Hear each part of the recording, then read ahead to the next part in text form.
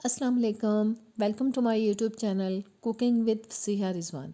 आज जो ज़बरदस्त सी रेसिपी आपके लिए लेके आई हूँ वो है जी ओनली 3 इंग्रेडिएंट्स कलाकंद रेसिपी। जी हाँ, बिल्कुल सिर्फ 3 चीज़ों को मिलाने से हम ये ज़बरदस्त सी कलाकंद बनाएंगे जो कि इंशाल्लाह ताला आपको बहुत पसंद आएगी। तो जल्दी से चैनल पर नए हैं तो प्लीज़ सब्सक्राइब करें, बेल के बटन को ज़रूर दबा दिया करें ताकि नई वीडियोज़ आप तक आती रहें।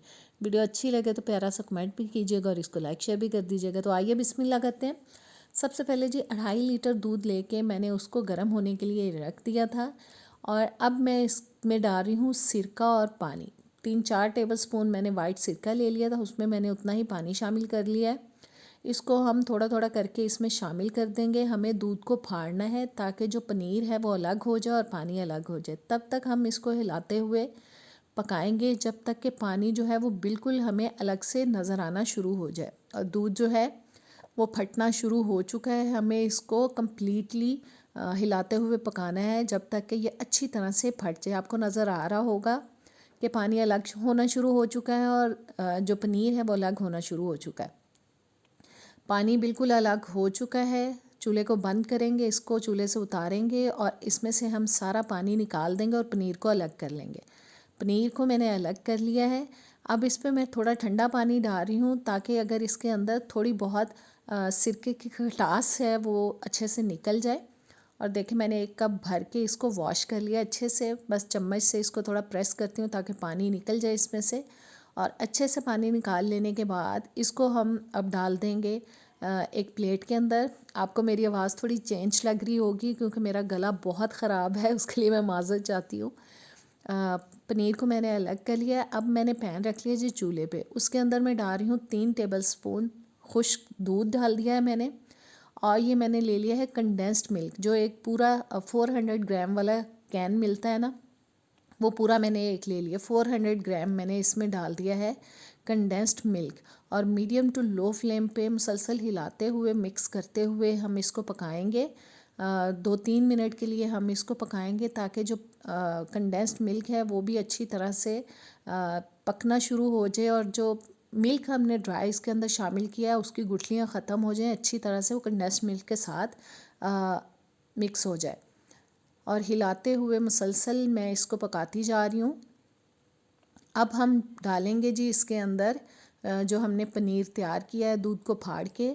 अब पनीर को हमें हाथ की मदद से थोड़ा तोड़ते हुए खोलते हुए डालना है अच्छी तरह से। इस तरह से बस हाथ में लेना है और इसको कोशिश करें कि अच्छे से खोलते हुए इस तरह से रब करते हुए डालें ताकि इसके जो ज़र्रे हैं वो अलग अलग से हो जाएं। और सारा पनीर मैंने डाल दिया है कंडेंस्ड मिल्क के अंदर, पैन के अंदर। और अब हमें इसको पकाना है, मीडियम टू लो फ्लेम पे ही पकाएंगे, बहुत तेज़ आंच पे नहीं पकाना है। साथ साथ इसको मैश करते जाएंगे ताकि कलाकंद के अंदर अच्छा सा जो है वो दाना बने। गुठलियाँ हमें पनीर की तोड़ते जाना है, अच्छी तरह से मिक्स करते हुए हमें इसको पकाना है। और देखें अच्छी तरह से मैं साथ साथ इसको तोड़ती जा रही हूँ, गुठलियों को मिक्स करती जा रही हूँ ताकि जो हमारी कलाकंद है वो ज़बरदस्त सी बने।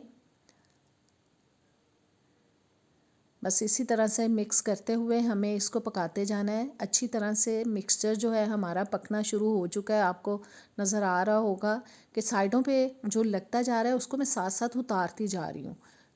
पैन को साथ साथ साफ़ करते जाएं। अब मैं मैशर लेके इसको अच्छी तरह से मैश कर लूँगी ताकि अगर कोई गुठली इसके अंदर मोटी रह गई है तो वो टूट जाए, वो इसके अंदर मिक्स हो जाए और ज़बरदस्त सा हमारा दाना इसके अंदर बने। और अब जी हमें इसको इतना पकाना है ताकि ये थोड़ा थिक हो जाए, थोड़ा गाढ़ा होने तक हमें इसको पकाना है। 1/2 टीस्पून मैंने इस स्टेज पे इसके अंदर डाल दिया है इलायची पाउडर और अच्छी तरह से हमें इसको भी मिक्स कर देना है। बहुत ज़बरदस्त इसकी खुशबू आएगी कलाकंद के अंदर। और अब मैं इसको तब तक पकाऊंगी जब तक ये अच्छा गाढ़ा हो जाए। और देखें काफ़ी गाढ़ा हो चुका है। इसको अब हम चूल्हे से उतार लेंगे। एक पैन के अंदर मैंने बटर पेपर लगा लिया था।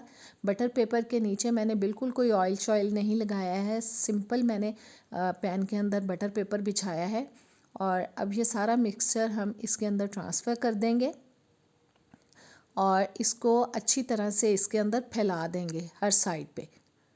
अच्छे से बस हमें इसको इस तरह से स्प्रेड कर देना है। और अच्छी तरह सेट करने के बाद अब डाल देंगे जी हम इसके ऊपर कटा हुआ पिस्ता। आप पिस्ते बादाम जो भी चाहें इसके ऊपर डाल सकते हैं। मैं सिर्फ पिस्ता डाल रही हूँ बारीक कटा हुआ। और इसको भी हम थोड़ा सा प्रेस कर देंगे ताकि ये अच्छे से चिपक जाए। और प्रेस करने के बाद इसको हमें अच्छी तरह से ठंडा करना है। इसको मैं फ्रिज में रखूँगी। और देखें जी मैंने अच्छे से इसको ठंडा कर लिया है। और अब हम इसकी कटिंग करेंगे। बस जितना पीस आपको इसका रखना है आप काट सकते हैं इसका।